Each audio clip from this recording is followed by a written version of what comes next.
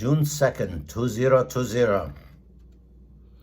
After declaring martial law light and ordering the peaceful protesters gassed and shoved by at least 6 branches of the armed forces of law and order, President Luther-in-Chief Trump made a work of art for the ages. He walked. But as if this wasn't enough art, he did so surrounded by an armed entourage of laser-guided robots who, having cleared the path of possibly deadly objects such as empty water bottles, he walked to a church across the street from the White House. This church, St. John's, boarded up the previous nights to preserve it against godless protesters, had seen many previous presidents in it praying for peace and other dilemmas of the commanding mind. It's not that the Luther-in-Chief was going to this church for the first time. He had once gone to the same church in a limousine with an entourage of armored vehicles. But this time he walked. He walked that purposeful walk that showed the perennial determination of an actor trying out for a role of president in a sitcom.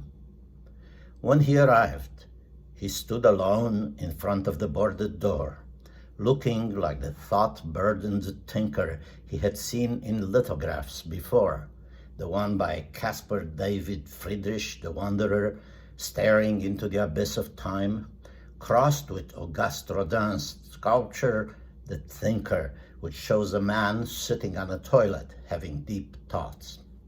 He made a mental note to make this in a TV show. And then our president, Luther-in-Chief Trump, take off your hats, did something that surpassed all those painters.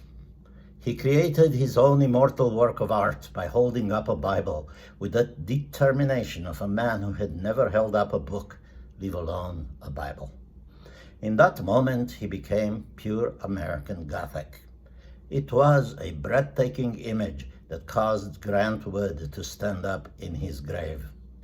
The way he alone stood like a denied Jesus at the boarded door struck the American TV viewer with the force of a kitsch tsunami. He stood alone.